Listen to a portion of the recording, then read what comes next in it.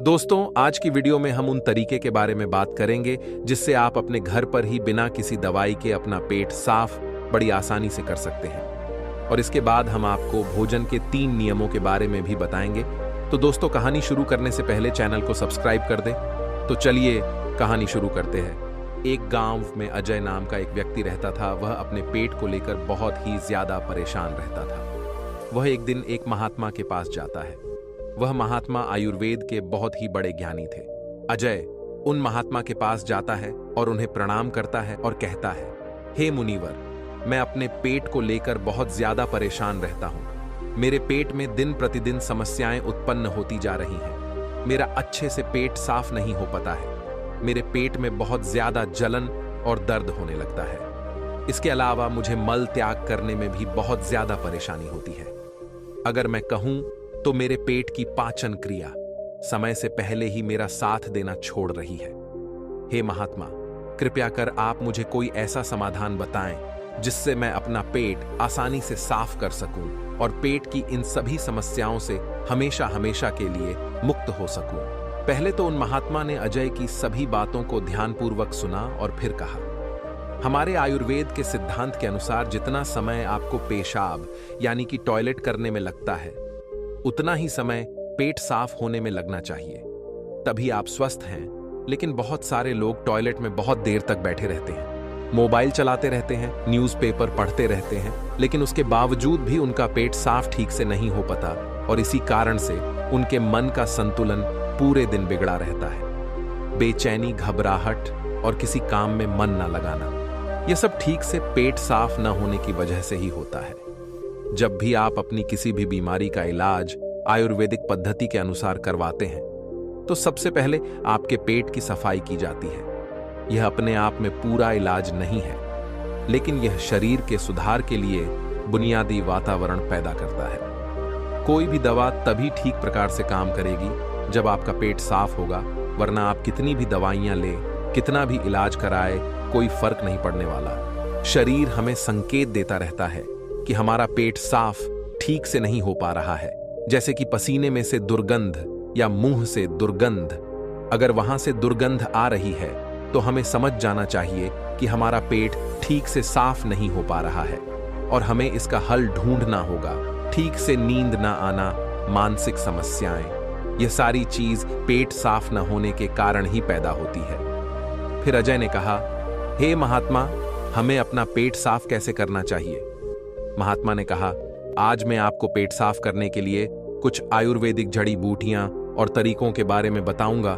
ये जड़ी बूटियां आपको कब्ज से भी छुटकारा दिलाने में मदद करेंगी। इसके बाद महात्मा पहला तरीका बताते हुए कहते हैं, सबसे पहले हमें यह समझना चाहिए कि आज के समय में हमारी दिनचर्या और हमारा खान पान पूरी तरह से बदल चुका है और इसी बदलाव की वजह से हमारे शरीर में नई प्रकार की बीमारियां पैदा होती हैं और हमारा पेट भी ठीक से साफ नहीं हो पाता।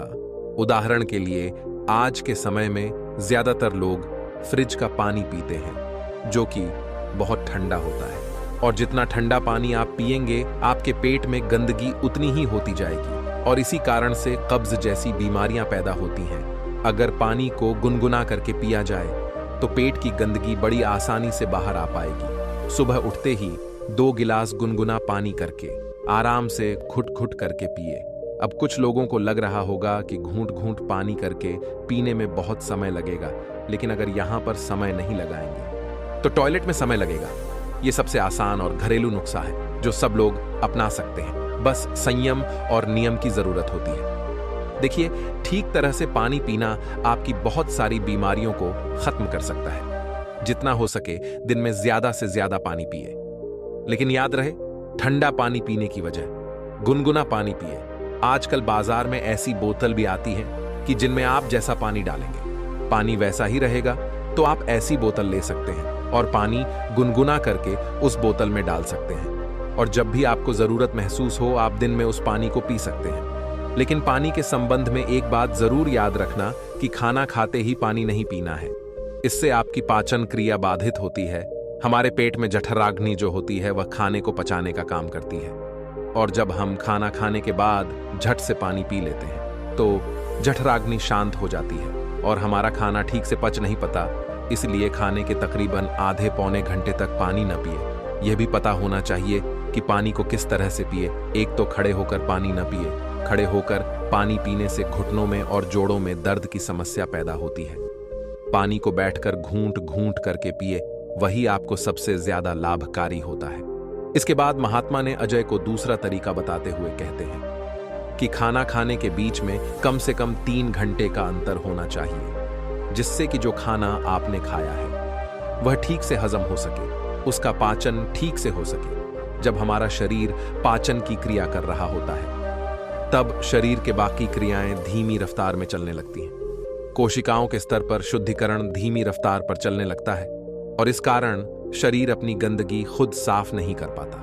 लेकिन अगर आप खाने के बीच में कम से कम 3 घंटे का अंतराल देते हैं, तो इससे आपके शरीर को पर्याप्त समय मिलता है कि उसकी कोशिकाएं खुद अपनी गंदगी, अपने शरीर की गंदगी साफ कर सकते हैं। पश्चिमी भाषा में हम इसे इंटरमीडिएट फास्टिंग भी बोलते हैं, लेकिन इंटरमीडिएट फास्टिंग में ज्यादा समय तक भूखा रहना पड़ता है। उसको हम अर्ध उपवास भी बोल सकते हैं।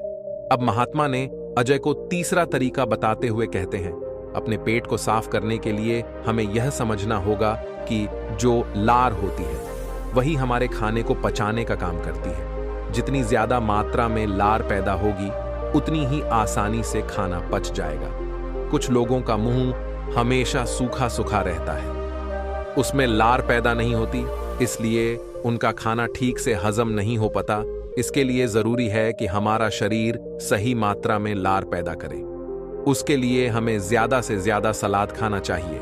सलाद खाने से लार पैदा होती है, जिससे हमारा खाना आसानी से हजम हो जाता है। इसके अलावा खाना खाने के बाद कुछ मीठा खाया जा सकता है। जिन लोगों को शुगर या डायबिटीज नहीं है, वे आसानी से मीठा खा सकते हैं और वह मीठा खाने के कारण उनके शरीर में लार पैदा होने लगती है, जिससे कि पाचन क्रिया आसान हो जाती है।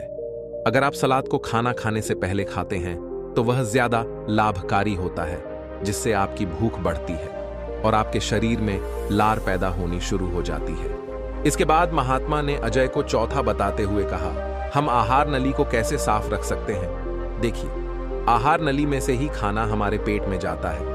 अगर आहार नली ठीक से साफ नहीं होगी तो हमारे खाने के साथ ऐसे कीटाणु हमारे पेट में पहुंचेंगे जो हमारे शरीर को नई प्रकार से नुकसान पहुंचाएंगे। इसलिए जरूरी होता है कि जो आहार नली है उसमें जो कीटाणु है उनकी ठीक से सफाई हो जाए। और इसके लिए सबसे ज्यादा लाभकारी होता है नीम। नीम एक ऐसा दिव्या पेड़ है जो भारत में बड़ी आसानी के साथ उपलब्ध हो जाता है, हर जगह मिल जाता है। नीम की पत्तियों को और हल्दी को पीसकर एक छोटी सी गोली बन जाती है। कुछ दिनों तक सुबह उठकर उस गोली को पानी के साथ सीधा गाटक लिया जाए, जिससे कि आपकी आहार नली पूरी तरह से साफ हो जाएगी। ये हमेशा नहीं करना है, यह सिर्फ 7 दिनों तक करें। 7 दिनों में आपकी आहार नली पूरी तरह से साफ हो जाएगी। हर 3 महीने में इसको दोहराते रहे, जिससे कि आपकी आहार नली समय समय पर साफ होती रहे और आपके पेट में ऐसी कीटाणु कभी ना पहुंच पाए जो आपकी पाचन क्रिया को बाधित करते हैं। महात्मा ने 5वें और आखिरी तरीका बताते हुए कहा, अजय, यह तरीका उन लोगों के लिए है जिन्हें ज्यादातर समय कब्ज की समस्या रहती है। जिन लोगों को लंबे समय से कब्ज की समस्या है, वह अरंडी के तेल का इस्तेमाल करें। रात में सोने से पहले 1 गिलास दूध के साथ आधा चम्मच गुनगुना अरंडी का तेल मिलाकर पिएं। 1 हफ्ता पीने के बाद पुरानी से पुरानी कब्ज भी ठीक हो जाती है। ये अरंडी का तेल दूध में गुनगुना करके ही मिलाए और सिर्फ आधा चम्मच मिलनी है और सोने से पहले पीना है। इससे क्या होगा, आपकी आंतों के पास एक चिकनाई की परत बन जाएगी, एक कब्ज बन जाएगा, जिसके कारण से आपकी आंतों में खाना नहीं चिपकेगा, तो कब्ज की समस्या कभी नहीं होगी। देसी अरंडी का तेल ले। पैकिंग में जो तेल आता है, जो अंग्रेजी होता है, वह उतना लाभकारी नहीं होता। किसी भी पंसारी से खुले पीपे में से तेल ले। एक तो वह सस्ता भी होगा और दूसरा वह लाभकारी भी ज्यादा होगा। इसके अलावा सोने से पहले त्रिफला का भी सेवन किया जा सकता है। आंवला, बहेड़ा और हरड़, यह 3 ऐसे जादुई फल हैं जिनसे मिलकर सिर्फ त्रिफला बनता है। इन तीनों की अलग अलग खूबियां हैं, लेकिन अगर यह तीनों एक साथ मिला दिया जाए तो उनकी दिव्यता, उनके गुण और भी ज्यादा बढ़ जाते हैं। रात को सोने से पहले गुनगुने पानी के साथ आधा चम्मच त्रिफला का सेवन किया जाए।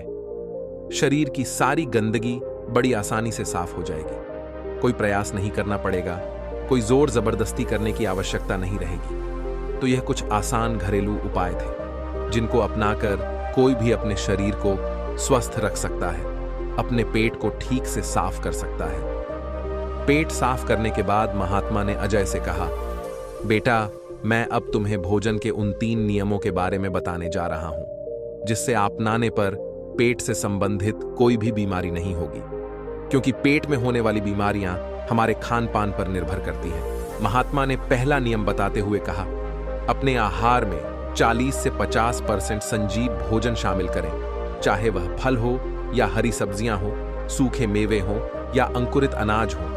कुछ मिलाकर इसे पकाया नहीं जाना चाहिए। ज्यादातर लोग मृत भोजन खाते हैं और फिर स्वस्थ रहने की उम्मीद करते हैं। मृत भोजन खाने का मतलब है कि हम किसी मृत चीज से जीवन निकाल रहे हैं, इसलिए इसमें कुछ लगेगा, हमारे शरीर से ऊर्जा निकलती है। तो यह हमें ऊर्जा देती है। भोजन को पचाने के लिए आवश्यक सभी पाचक रस न केवल शरीर में पाए जाते हैं, बल्कि उस भोजन में भी पाए जाते हैं। लेकिन जब हम उस भोजन को पकाते हैं तो उसमें से बहुत से पाचक रस नष्ट हो जाते हैं, और जब हम बिना पाचक रसों के खाना खाते हैं तो हमारे शरीर को उन सभी पाचक रसों को दोबारा बनाना पड़ता है जो नष्ट हो गए हैं। लेकिन किसी भी व्यक्ति का पाचन तंत्र कितना भी अच्छा क्यों ना हो, वह उन सभी पाचक रसों को दोबारा नहीं बन सकता जो नष्ट हो गए हैं। अजय ने पूछा, महात्मा, दूसरा नियम क्या है? महात्मा ने कहा, दूसरा नियम शुद्ध शाकाहारी भोजन खाएं, यानी जो भोजन पेड़ों से मिलता है, जानवरों से नहीं। मांस, मछली, अंडा ना खाएं। प्रकृति ने हमारे शरीर को जानवरों को खाने के लिए नहीं बनाया है। उसके बाद महात्मा ने तीसरा नियम बताया कि वासा भोजन या लंबे समय तक रखा हुआ भोजन नहीं करना चाहिए। भगवान श्री कृष्ण कहते हैं कि जो भोजन पकाया जाता है उसे पकाने के 3 घंटे के अंदर ही खा लेना चाहिए, क्योंकि 3 घंटे के बाद वह भोजन तामसिक हो जाता है और उसमें से जीवन समाप्त होने लगता है।